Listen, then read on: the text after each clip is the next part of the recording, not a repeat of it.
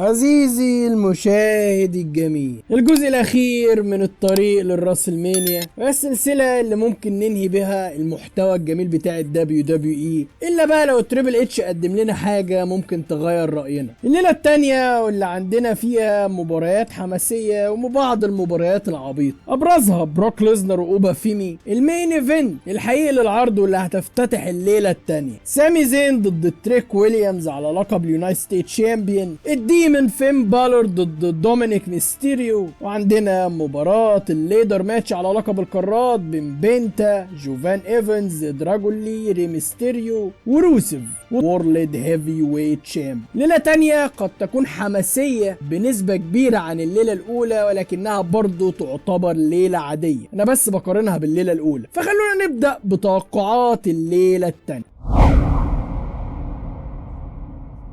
الافتتاحيه لليله الثانيه هتكون مع بروك ليزنر ضد اوبا فيمي، لان بروك ليزنر ما بيحبش يكون في نص العرض، يا اما يفتتح العرض يا اما يختم في المين ايفنت، لان بروك ليزنر بيحب يروح بدري. فعشان كده افتتاحيه حلوه لليله الثانيه، مباراه تم البناء ليها بشكل كويس قوي ما بين الاثنين، فطريقه البناء بصراحه اديها 5 من 5. اوبا فيمي اللي اثبت قوته ضد بروك ليزنر، وان بروك ليزنر ما ينفعش يستعمل معاه القوه، لان لو استعمل معاه القوه في المباراه اللي هتتلعب اوبا فيمي هيكسبه بشكل مستريح. الخلاصه وما فيها ان بروك ليزنر بخبرته الكبيره داخل الدبليو دبليو اي هيكسب اوبا فيمي بسبب قله خبره اوبا فيمي. اول راسلمانيا لاوبا فيمي هيلاعب فيها احد اعظم المصارعين الباور هاوس اللي جم في تاريخ المصارعه، فبصراحه انجاز اوبا فيمي اللي عمله انه هيلاعب بروك ليزنر وهياخد لحظه الراسلمانيا الاولى له. سيناريو المباراه هيكون بسيط، اوبا فيمي هيدمر بروك ليزنر او هيسيطر على اكتر من نص المباراه. انا ما بقولش ان بروك ليزنر هيكون داخل مستسلم او المباراه هتنتهي سكواش مثلا. تريبل اتش ما عندوش الفكره دي، تريبل اتش هيظهر اوبا فيمي في المباراه دي انه باور هاوس قادم بقوه كبيره وقوه جباره قوي قوي قوي، ده اللي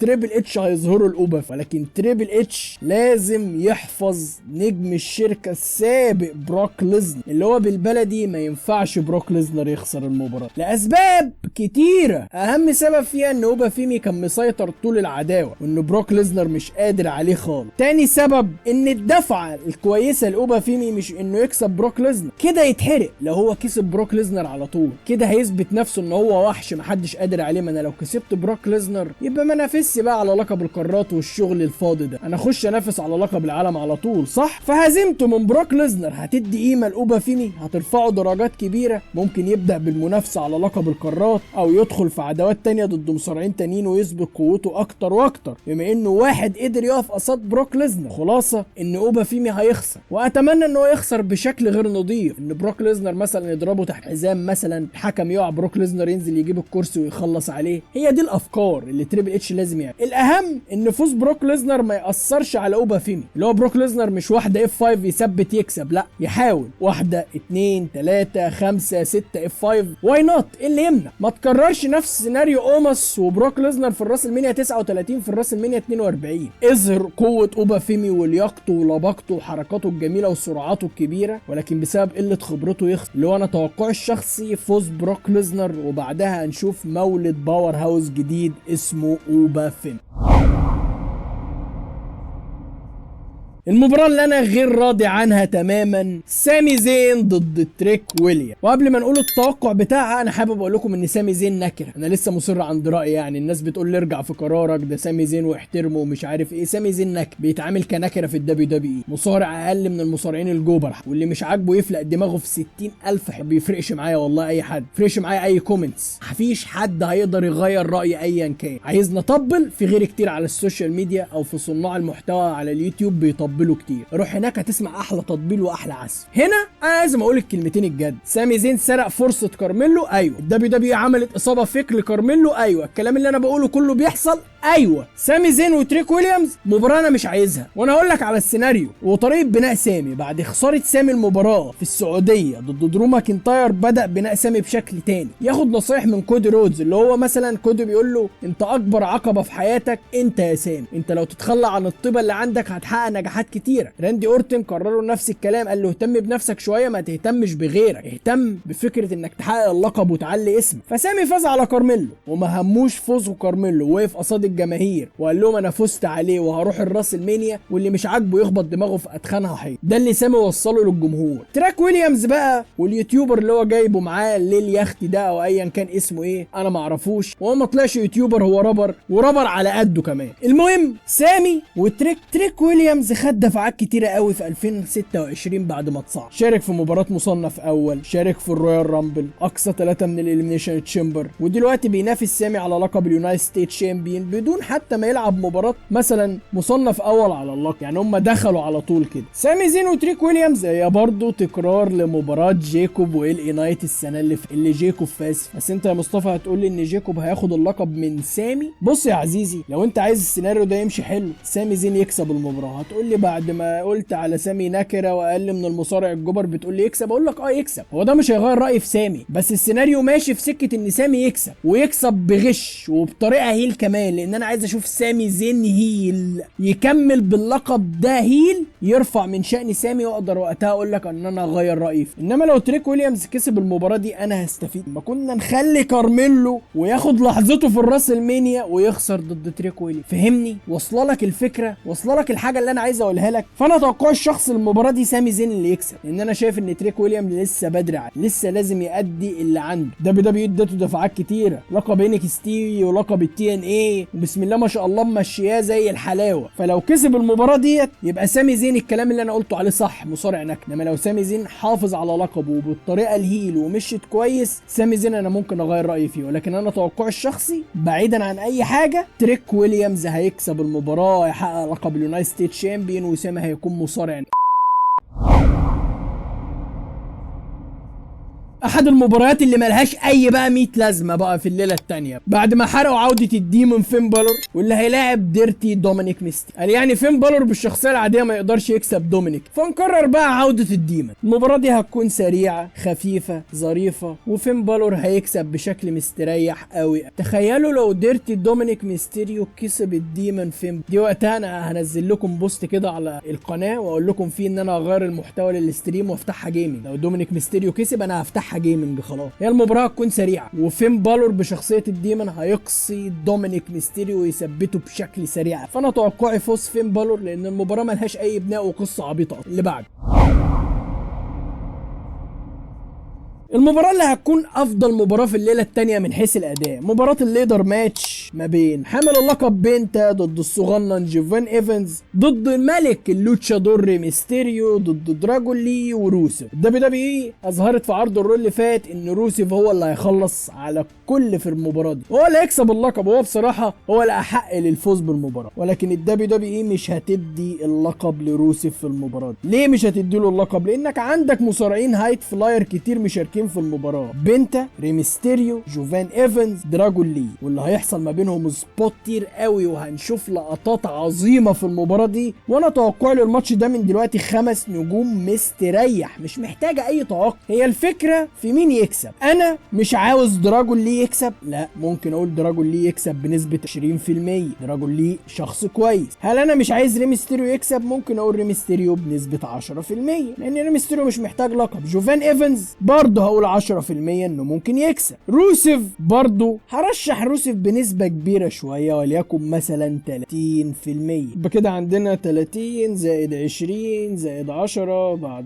ضرب الوسطين في الطرفين يطلع لنا 70%، يعني باقي 30% البيت. طب انت عايز مين يا مصطفى في دول كلهم يكسب؟ انا بقول ريمستيريو لا، جوفان إيفنز لا، عنده شخصية ولا بيعرف يتكلم على المايك ولسه صغير ولسه قدامه الوقت. دراجون لي وبينتا وروسيف واحد منهم لازم يكسب المباراة. واعتقد الفاينل ما بين الاثنين او اخر اتنين هيكونوا واقفين على السلالم هيكون دراجون لي وبنت. ده السيناريو لازم يستمر ما بين. وانا توقعي الشخصي بصراحة هو بنتاجو. ليه يا عم مصطفى بعد الكلام ده كله بتقول بنت؟ WWE بتحاول تبني بنت من الصفر، بتحاول تطلعه للقمة، او بتحاول تخليه ياخد مكان ري ميستيري. بنت بصراحة مصارع جامد، مايك واداء. WWE بس لو تسيبه يكمل السيجمنت والبرومو بتاعه في عروض رو هو جامد، فاكبر بناء لبنتا هو حفاظه على اللقب في الراس المال، وبعدها هيدخل في عداوات كتيره باللقب اللي معاه ده، ضد دراجون لي مثلا، بما ان الفاينل هيكون بينهم، ضد روسف في المستقبل، مباراه ضد جوفان ايفنز. ففوز بنتا في المباراه هيفتح حاجات كتير، ولازم يكسب بنتا وصارع فيس. وانا قلت ان مثلا تريك هيكسب اللقب اليونايتد ستيت شامبيون، لقب الميد كارد التاني هيبقى هيل. فانا شايف بنتا بصوره كبيره جدا هيكسب المباراه دي وهيحافظ على اللقب بشكل مستمر.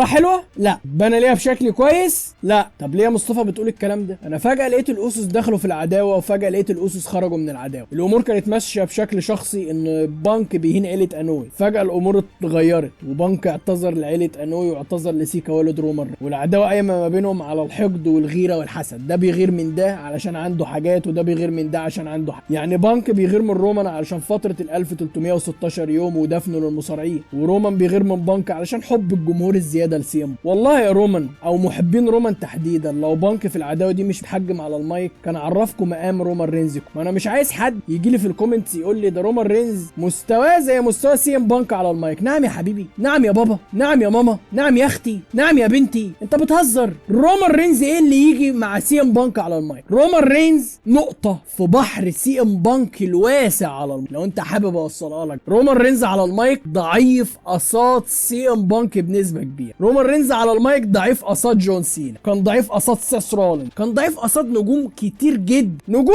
معينه رومان رينز بيتفوق عليهم بسبب الدبليو دبليو اي عايزه كده، بس هو ده ابن الشركه الحقيقي. مالكش دعوه بكودي روز، ده ابن الشركه الحقيقي رومان رينز. رومان رينز هي البيضه الذهبيه للدبليو دبليو اي، الحاجه اللي بتجيب فلوس كتيره، اللي اسمه بس اول ما بيقترح في اي عرض سواء اسبوعي او شهري تذاكر بتتقفل وبتتباع، بغض النظر عن اللي بيحصل في الراس المانيا محدش راضي عنها. انا عايز اوصل لك الفكره، سيم بانك هو اللي ضيع عمره لما غاب 10 سنين عن الدبليو دبليو اي. ده مش مشكله رومان، ولكن على المايك رومان اقل من بانك مليون مره، دي الحقيقه. مع ان انا بحب رومان رينز وبحب شخصيته وكاريزمته وطريقه لعبه، وشخصيه الترايبال شيف كانت من افضل الشخصيات اللي شفتها له، ولكن برضه سيم بانك عندي افضل من 100 رومان رينز. مع احترامي لاي حد بقى بحبه كان فاكرني مثلا بحترم رومان، ايوه بحترم رومان، ولكن انا عندي بانك افضل من 100 رومان. بانك بالنسبه لي ده النوستالجيا اللي انا بعشقها. انا لو بحب سينا في المقام الاول، يجي بعده سيس رولينز، يجي بعده سيم بانك. لو انا هحط رومان رينز في القائمه بتاعتي هحط رقم 10. في نجوم كتار جدا انا بحبهم على رومان رينز. مشكله رومان رينز مش انه بار تايمر بس، مشكله رومان رينز انه ما عادش مهتم لعروض الدبليو دبليو زياده عن اللزوم. عداوته مع سيم بانك للاسف بنائها سيء، واداها 3 من 5 في البناء، كان ممكن يكون في بناء اقوى. اللي انا حابب اوصله لك بقى ان المباراه دي هتكون ماشيه ازاي بعد التمرينات الكتيره اللي سيم بانك بيتدرب عليها وعمال ينزل في ستوريز على الانستجرام. واضح ان سيم بانك ناوي يلعب مباراه تقيله ويثبت للناس كلها اللي بتقول على سيم بانك ان هو منتهي ان هو يقطع لسانهم، اللي هو انا من الاخر يعني ان انا اللي بقول عليه منتهي. فسيم بانك انا توقعي له في الماتش ده يقدم ماتش عظيم، ماتش انت ما شفتوش من سيم بانك من ساعه عودته للدبليو دبليو اي بصراحه. حتى ماتش ضد درو ماكنتاير في ليله ناسيل انت هتشوف ماتش افضل منه في عرض الراس المال. رومان رينز يقدر يشيل الماتش مع سيم بانك، ولكن سيم بانك في المباراه دي هو اللي هيشيل المباراه، وده مش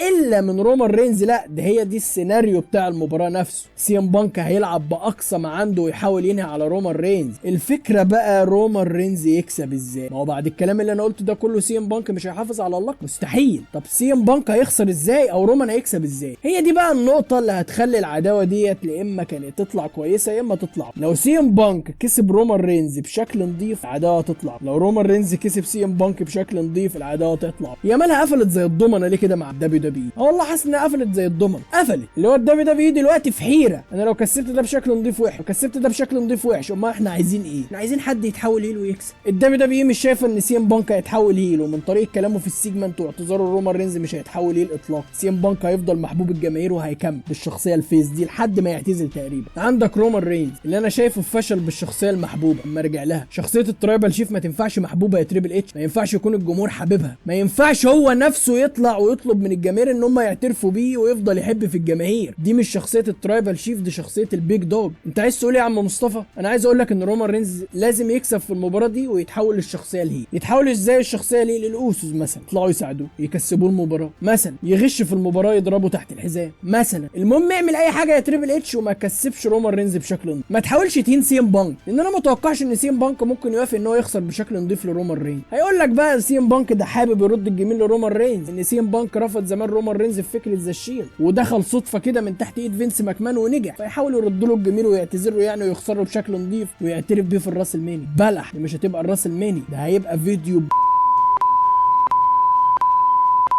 محدش ينفع يتفرج عليه، لازم يكون اكبر من 50 سنه زي انا كده. فانا توقعي فوز رومان، وتوقعي فوز رومان بشكل غير نظيف. الليله الثانيه هي يوم الاحد، ولكن عندنا احنا في الشرق الاوسط هي فجر يوم الاثنين الساعه 2 بتوقيت مصر والساعه 3 بتوقيت المملكه العربيه السعوديه. وهي دي الليله اللي انا ممكن افتح فيها ستريم. ممكن الاهم بقى ان خلاص بقى ال 30000 سبسكرايبر يا جدعان. اشتراكك الجميل كده عشان نوصل 30000 سبسكرايبر، ولو وصلنا 30000 سبسكرايبر هطلع لكم ستريم ونحتفل سوا ونتكلم سوا يعني. وبرده لو عايز تتابعنا على حسابات الشخصيه الفيسبوك والتيك توك والانستجرام، كل الرابط موجوده تحت في الديسكربشن. كان معاكم مصطفى محمد، واحلى سلام.